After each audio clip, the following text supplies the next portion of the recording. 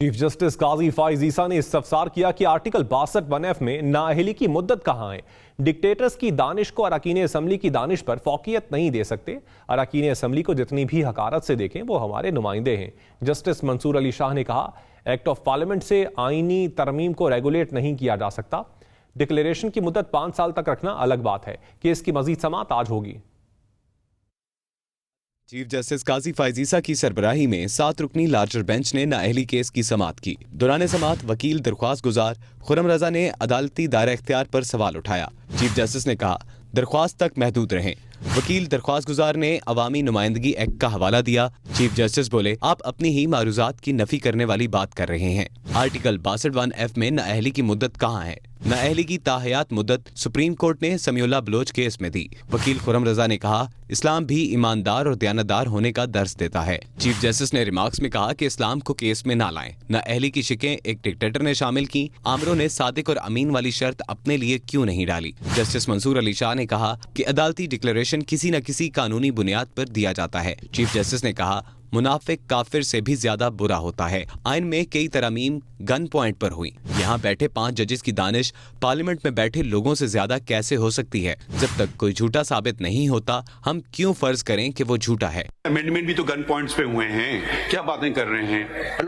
वो लोगों ने कहा कि चलिए आदि जमहूरियत आ जाए पूरी से तो बेहतर है। पार्लियामेंटेरियंस जितनी भी आप उनको हकारत की नजर से देखेंगे वो हमारे इलेक्टेड रिप्रेजेंटेटिव होते हैं, ठीक है? उनकी क्यूमुलेटिव विजडम है। Surely it prevails over the wisdom of a military dictator. एक वो उन्होंने लैंग्वेज चेंज कर दी थी वो ओथ में, तो पूरा पाकिस्तान को बंद कर दिया।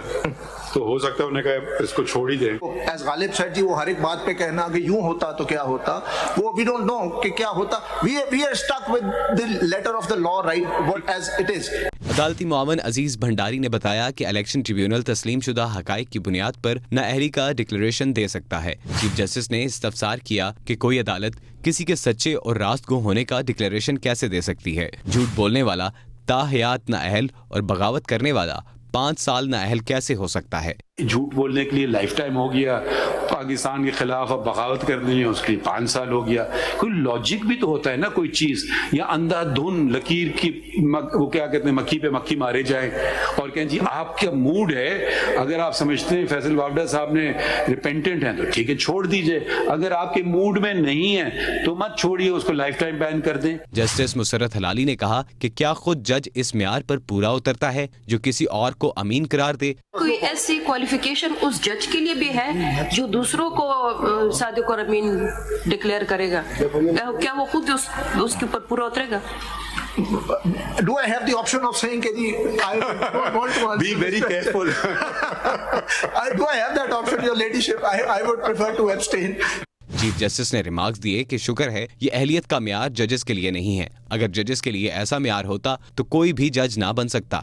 वकील फैसल सदीकी ने दलाइल में कहा कि ताहयात नाअहली का फैसला वापस लिए बगैर 5 साल नाअहली का कानून गैर आईनी होगा। चीफ जस्टिस ने इस्तफसार किया कि अगर पार्लियामेंट ने पहले ही सुप्रीम कोर्ट का फैसला खत्म कर दिया है तो अदालत क्यों अपने फैसले को खत्म करे? किसी चीज को छेड़े बगैर पार्लियामेंट के कानून पर अमल क्यों नहीं हो सकता? जस्टिस मंसूर अली शाह ने कहा कि एक्ट ऑफ पार्लियामेंट से आईनी तरमीम को रेगुलेट नहीं किया जा सकता। चीफ जस्टिस ने कहा, अदालत भी तशरीह कर दे और कानून साजी भी हो जाए, कौन सा अमल बाला होगा? जस्टिस मंसूर अली शाह ने कहा कि डिक्लेरेशन की मुद्दत 5 साल तक रखना अलग बात है। कानूनी तरमीम से शायद वो इससे थोड़ा आगे चले गए। नाअहली की मुद्दत को 5 साल तक करना एक आईनी चीज को कंट्रोल करने जैसा है। चीफ जस्टिस ने रिमार्क्स दिए कि तौबा का दरवाजा हमेशा खुला रहता है। ताहयात नाअहली का फैसला इस्लामी असूलों के खिलाफ है। जस्टिस मंसूर अली शाह का कहना था कि इस बात का क्या सबूत होगा कि किसने तौबा की है और किसने नहीं।